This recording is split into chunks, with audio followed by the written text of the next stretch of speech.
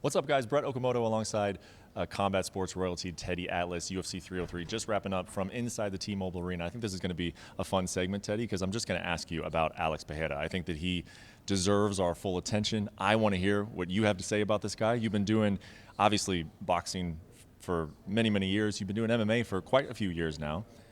You've become familiar with this sport. You've seen a lot of characters come through it. What do you see when you watch Alex Pereira fight? I see something very special, which all of you see. That doesn't make me different, or that doesn't make me the amazing Kreskin. You know, you guys all see that, but I see somebody who's got the complete package. For me, in my world, the complete package means mentally and physically and technically. And in all ways, and I mean especially mentally. He breaks you down mentally, and then he finishes you physically. You know, he starts the job. You know, he starts the job where it's kind of like a cook who is starting to get the meat ready. You know, he's tenderizing the meat, right? He's getting it a little bit ready before he puts it in the oven. Well, he's tenderizing the meat. He's tenderizing the person, the victim, his opponent, mentally before he gets him in the oven. I mean, for me, that's the perfect way to say it. And then he cooks him. And that's the shortest left hook I've seen since Joe Louis. I mean, I was privileged enough to watch the late great Joe Louis on film. And he was famous for having 6-inch punches. That was a 3-inch hook. I mean, bam! Just a short hook. You don't see those. And with power, with compact. And I mean, and then the kicking. I mean, that's more your game. That's these guys' game. But I know when a kick hurts. Even I know that. Even a boxing guy in 50 years. That translates well. Yeah, that translates pretty well. You know, but he's so smart. He's so cerebral, because he destroys your legs underneath, and then in the second round, I don't know if anyone noticed that, where Jiri was putting his arms down for a low kick and it came high. A lot of people didn't even see that. They just saw the impact of the kick up top. Of course, you have the best commentators you can have here. You know, all these UFC guys, Joe FDC, you know, Chael and Dustin. I mean, everybody.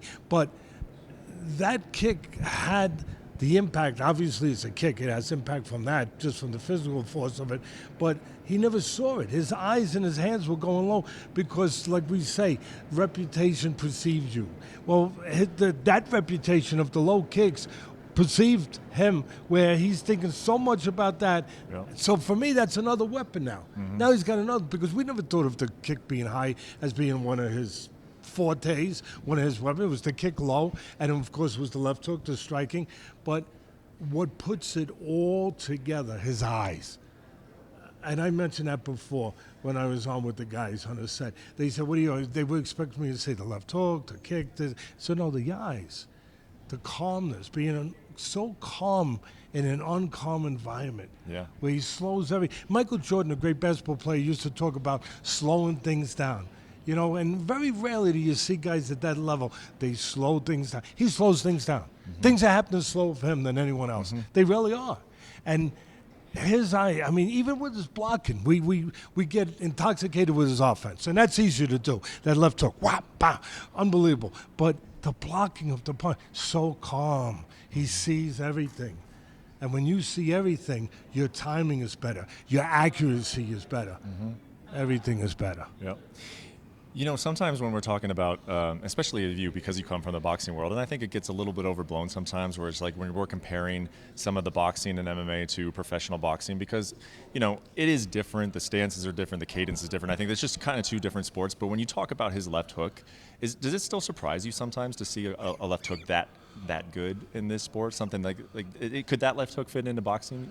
At first, I want to go along and say, yeah, I'm surprised. But then when I think about his background as a kickboxer, he was a very good kickboxer, I guess. Yeah, very good. Yeah.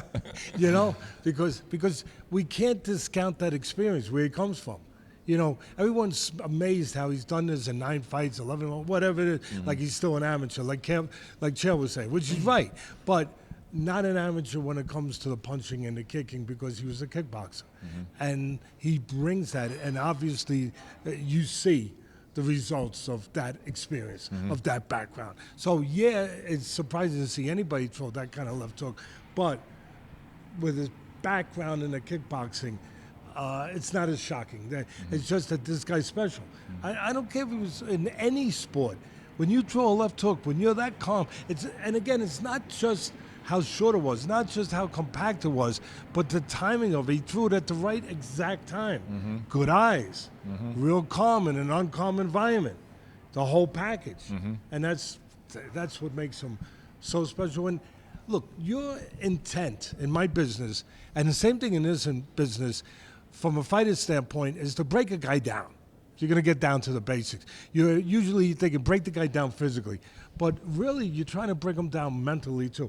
He is ahead of everyone. We know about the physical parts, but he's ahead of everyone in this part. He's breaking guys down mentally, and then he's making it easier to finish the job physically.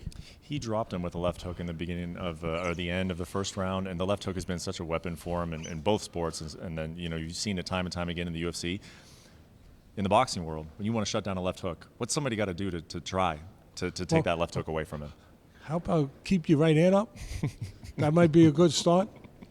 If I'm fighting a guy, if I got a guy fighting him in the gym, I am gluing his hand. I'm telling you right now, I'm taking crazy glue or gorilla glue, whatever it is, whichever one works better, and I'm gluing his right hand to his cheek. I might even staple it. I might, well, staple might be a little rough, because there's blood and stuff. So just gorilla glue doesn't sound particularly pleasant either. And I'm just going to have to figure out a way to get through the way in the physical, where the doctor says, you could drop your hand now, I want to do your blood pressure. No, doc, use this arm. It's a superstitious thing. He keeps his hand up. Yeah. It's just something he feels comfortable It's that with. Simple sometimes, huh? These guys are dropping their right hand on him. Yeah, yes. Look, Jiri is known for dropping his hands. He's unorthodox. He's very unconventional. And he can get sloppy with those habits a little bit. And take nothing away from him. He's great. Yeah. But he does drop his hands a lot. But you have to keep I'm not even trying to be facetious, but you have to keep your right hand up against the left hooker. And he didn't have his right hand high. Just for kind of fun, if you got in the gym with Alex Pereira, and what he's doing is obviously working, but what would you kind of want? Just out of curiosity, what would you want to try to see with him? Like if you got in the gym, what would be some of the first thing? Yeah. And jab. As great as his left hook is, his jab is damn good. He only threw it 2 times, and I think they both landed. And one of them actually affected Jiri. It's strong, it's straight, it's hard, it's solid. He's got his base, he's got his feature. Bang! It's like a phone pole. And that would be the only thing, is maybe use the jab to hide the hook a little bit, so the guys aren't looking for the hook as much. But he disguises the hook anyway, because he does it off the counter so sneakily. Yeah. And just so well. It's so quick. It's so quick. Actually, one last thing for you. When he walks out and he's got the bow and arrow, and then he walks out and he's just staring a hole straight through Yuri's eyes, does that remind you of anybody? Like what boxer, past, present? Sonny Liston. Sonny Liston was original Boogeyman. This guy is a boogeyman now. He really is. But Sonny Liston, he and Roberto Duran, when he was Roberto Duran, when he was lightweight champ and he was the best in the world, Roberto Duran had hollow eyes, dead cold eyes, just dead eyes. I remember some fighters saying that he ain't normal. He's the devil. Yeah. There's nothing in those eyes. There's nothing behind those eyes. And when you get a guy starting to think that, well, you're already in trouble. You get in the ring, period, with a real good fighter. But now you're already thinking the guy's the devil. Yeah. The guy, there's nothing behind those eyes. He's got no soul. Well, you kind of got the guy. That's kind of what Alex looked like when he was standing there before that fight started. Great analysis as always, Teddy. Always love having you here in Las Vegas for these fights, man. Honor talking to you after these things. My pleasure.